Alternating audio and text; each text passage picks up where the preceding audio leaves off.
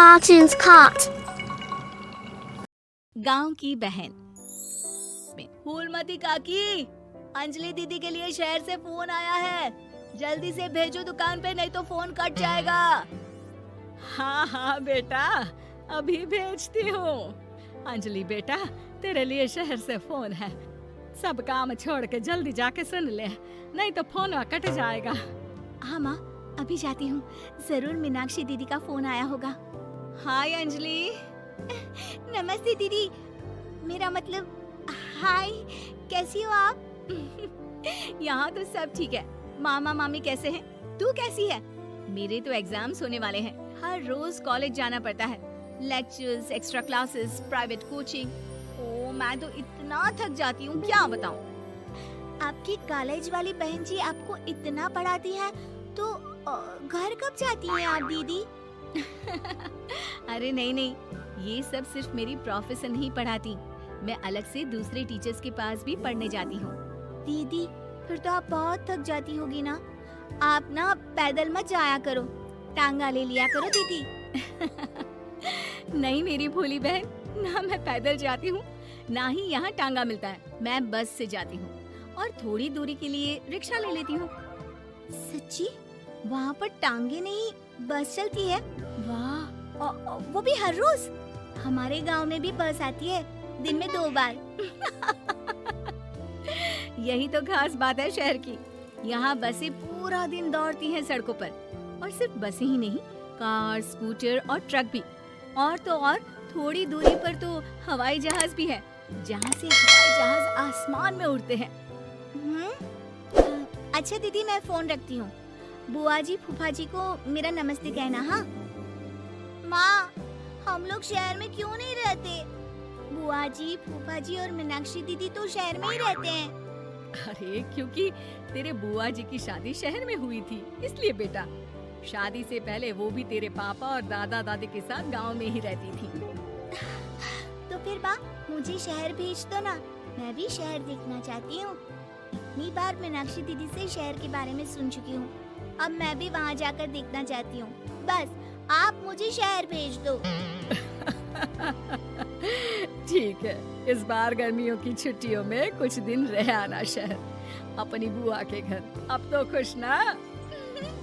हाँ माँ, बहुत खुश।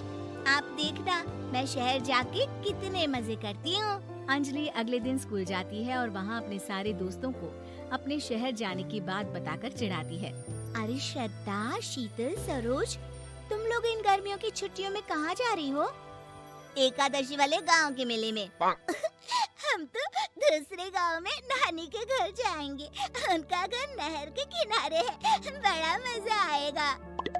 हम इस बार कहीं नहीं जा रहे, बल्कि हमारे घर में रहने के लिए मेहमान आएंगे। और तू? अरे मेरा क्या है, मैं तो बस पास वाले शहर जा रही हूँ, अपनी बुआ जी के घर, वहीं रहूंगी कुछ दिन। तुम लोग चिंता मत करना, मैं चिट्ठी लिखूंगी तुम सबको वहाँ से। पापा मुझे तो चक्कर आ रहे हैं, जी घबरा रहा है। बेटा, शहर आने की जिद भी तो तूने ही की थी, अब पहली बार बस में चढ़ी है तो यही होना था, भुगतो। अरे मामा जी, अंजलि, आप लोग आने से पहले बता तो देते, मैं लेने आ जाती बस स्टैंड तक। आओ आओ भैया, आओ बेटी अंजलि। माँ बुआ जी कैसे हैं वहाँ, और भाभी कैसी हैं? सब ठीक है, बस अंजलि जिद कर रही थी कुछ दिन आप लोगों के साथ रहने की, सो छोड़ने आ गया। दीदी, आप मुझे शहर घुमाने ले जाओ ना, मुझे भी शहर देखना है। हाँ हाँ चल, तैयार हो जा जल्दी से। अंजलि तैयार होने जाती है और कुछ देर बाद जब बाहर आती है तो अरे ये क्या कर दिया तूने? मार्केट तक ही तो जाना है, इतनी डार्क रेड लिपस्टिक, इतने बड़े बड़े झुमके और चूड़ियां और चेहरे पर इतना सारा पाउडर। मेरी बहन, ऐसे नहीं चलेगा, जा और ये सब हटा के आ। अरे कैसे, क्यों? मैंने शहर आने के लिए इतनी मेहनत से ये सब इकट्ठा किया था, और वैसे भी मैंने देखा है मोहल्ले की राधा काकी के टीवी पर एक फिल्म चल रही थी, उसमें हीरोइन ना ऐसे ही तैयार होकर जाती है घूमने। सब पता है मुझे, मैं तो ऐसे ही जाऊंगी दीदी। अंजलि शहर की चकाचौंध को देखकर बहुत हैरान और खुश होती है। ऊंची ऊंची इमारतें, सड़क पर दौड़ती गाड़ियाँ, बड़ी बड़ी दुकानें, उसकी एक्साइटमेंट का ठिकाना नहीं था। दीदी, ये छोटा सा कमरा सड़क के किनारे क्यों रखा है? इसमें कौन रहता होगा? ये कमरा नहीं, पीसीओ है, पीसीओ। यहाँ पर लोग फोन करने आते हैं, सिक्का डालकर। ओह, हमारे गांव में तो दुकान पे ही जाते हैं बात करने। अच्छा चल, तुझे रेस्टोरेंट में खाना खिलाने ले चलती हूँ। Excuse me, 2 plate noodles please and 2 Cola. Meenakshi को ऑर्डर प्लेस करते हुए अंजलि बहुत ध्यान से देखती है और थोड़ी ही देर में ऑर्डर लेकर वेटर आ जाता है और खाना टेबल पर रख देता है। अरे, ये लंबी लंबी सेवइयाँ खाते कैसे हैं दीदी? और इसके साथ कोई अचार, प्याज, मूली कुछ भी नहीं दिया, बस ये छोटा सा पेट खुजाने वाला दे दिया है। गांव में तो छोटे छोटे चावल ही होते हैं जो कि हाथ से ही खा लेती हूँ। अब इसे कैसे खाऊं दीदी? एक्सक्यूज मी, एक चम्मच प्लीज और लिटिल प्याज और अचार और मूली और एक गिलास मट्ठा, वो बाद में। हाँ। अब ये सब सुनकर आसपास बैठे लोगों को हंसी आ जाती है। मीनाक्षी भी अपनी हंसी किसी तरह रोकने की कोशिश करती है और वेटर मुस्कुराता हुआ वहाँ से चला जाता है। अंजलि समझ नहीं पाती कि सब किस बात पर हंस रहे थे, लेकिन वो छिप जाती है। दीदी, मुझे लगता है कि मुझे इन सेवइयों को ऐसे ही खा लेना चाहिए, इसी पेट खुजाने वाले कांटे के साथ।